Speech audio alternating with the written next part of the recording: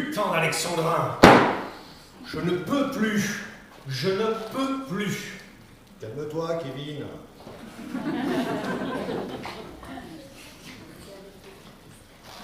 Je déteste Corneille. J'emmerde Racine. Je hais Rostand. Je crache sur Victor Hugo. Mais alors là, celui-là, c'est au-dessus de tout. Mais enfin, Kevin, ça fait 3 mois qu'on joue tous les soirs. Il faut bien que tu t'habitues quand même. Jamais, jamais. Plutôt mourir sur scène qu'elle m'habituer à ça. Comme Corneille. Molière, Kevin. Quoi, Molière? C'est Molière qui est mort sur scène, Kevin. Et encore, on pense qu'il est mort quelques heures après la représentation. Toujours est-il, il a dû s'étrangler dans les Alexandrins de son Cyrano. Il est en train de compter jusqu'à 12, il est resté bloqué à 9. Le souffle lui a manqué, il est mort d'apoplexie. Mais enfin, Kevin, quand est-ce que tu vas mettre des paillettes dans ma vie? Alors, reprenons calmement. D'abord, Molière n'a pas écrit Cyrano. Ensuite, Molière a eu son malaise quand il jouait Le Malade imaginaire, qui n'est pas écrit en alexandrin. Tu es sûr? Cyrano n'est pas en vers. Il me semblait pourtant. Si, Cyrano est écrit en vers, mais pas par Molière. Tu m'embrouilles, hein. De toute façon, c'est viscéral, je ne supporte pas le nombre 12. D'ailleurs, j'étais 12 à la table de Jésus avant sa mort, ça n'aura pas porté chance. 13. 13 quoi? Bah, ils étaient 13, Kevin. Tu es sûr? Bah, les sources sont assez concordantes. Hein.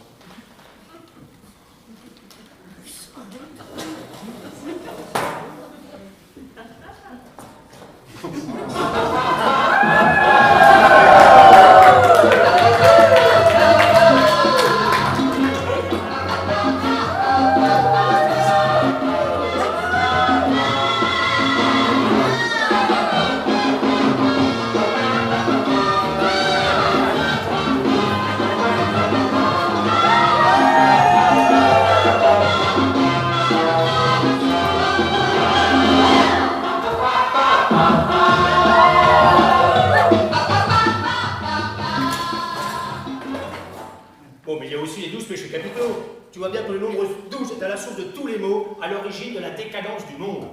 Bah non, justement. Tu vas prétendre qu'il y a 13 péchés capitaux aussi. On vient d'en sortir un nouveau. C'est un scoop alors. Non, il y en a 7 seulement. On travaillerait dans certaines régions du monde à en inventer d'autres, mais pour le moment, le compteur est bloqué à 7. 7. Je suis sous le choc.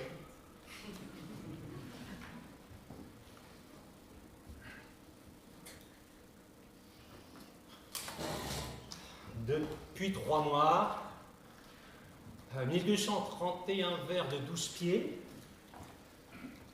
2 fois par jour, ça fait 2 960 258 verres, pieds.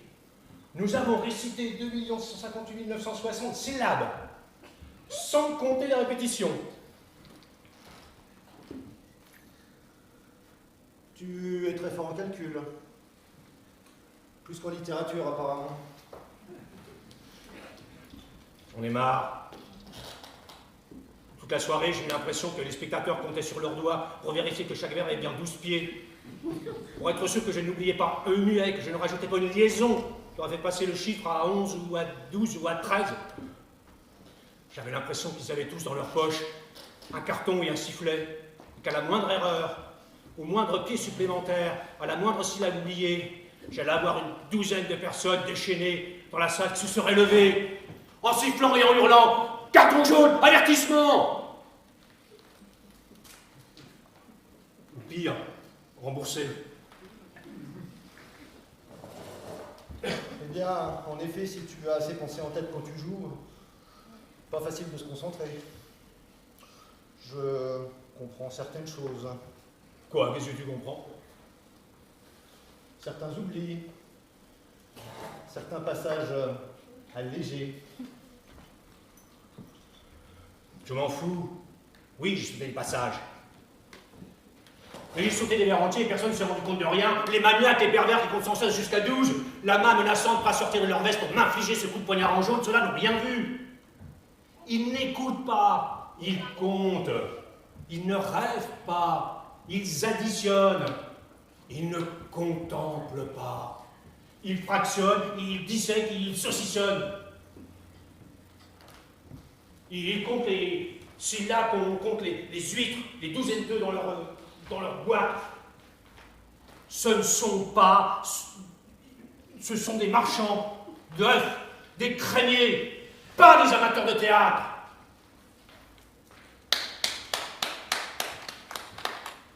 Quel lyrisme! Tu connais mieux ton texte de loge que ton texte de scène. Je le vis, je rougis, je pâlis à sa vue. Un trouble s'éleva de mon âme éperdue. Mes yeux ne voyaient plus, je ne pouvais parler. Je sentis tout mon cœur étransir et brûler. Non, mais à quoi ça ressemble, je te le demande? Moi, je ne trouve pas ça si moche. Il me semble que c'est écrit par un petit jeune qui monte. Racine, je crois, ou quelque chose comme ça. Je suis sûr qu'il a de l'avenir s'il réussit. C'est complètement démodé. Plus personne n'écrit comme ça de nos jours. Aucune modernité. Mais détrompe-toi. Tiens, écoute. Voilà combien de jours, voilà combien de nuits, voilà combien de temps que tu es reparti. Tu m'as dit cette fois, c'est le dernier voyage. Pour nos cœurs déchirés, c'est le dernier naufrage. Ça te dit quelque chose? Vaguement. C'est du Brel, non? Léo Ferré.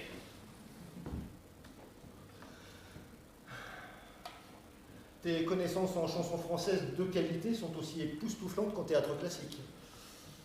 Non, c'est Barbara, figure-toi. Une toute petite chanteuse qui n'avait pas été prise à The Voice. En matière de chansons françaises, il y a aussi... Le juge a dit, je vous aurai 20 ans. Jules a dit, quand on aime, on a toujours 20 ans. Oh yeah! Ça, c'est de la poésie. Tu es d'une telle mauvaise foi quand tu veux. Oh, tu vois que tu t'y mets toi aussi. Je m'y mets. À quoi? Mais à parler en alexandrin, tu es d'une telle mauvaise foi quand tu veux. 12, encore et toujours 12. Tu le fais exprès. Ah non. Si on prononce le E muet de mauvaise E, ça fait 13. Oui, tu vois, toi aussi, tu surveilles mes muettes, c'est insupportable. Et puis ce nom, alexandrin, ça vient de quoi, ce nom? Pourquoi pas Alfredin ou Ernestin? Eh bien, parce que ce nom vient du roman d'Alexandre, en référence à Alexandre le Grand. On a peu connu Ernest le Grand ou Alfred le Grand. Ou disons plutôt que la trace qu'ils ont laissée dans l'histoire est plus discrète. Oh, ne la ramène pas avec ta culture. Tiens, tu progresses. Quoi? Si on prononce le E muet de ramène, tu viens de m'offrir un magnifique alexandrin. On ne la ramène pas avec ta culture. Ça fait 12. Putain d'alexandrin, putain de E muet. 12. Et encore un.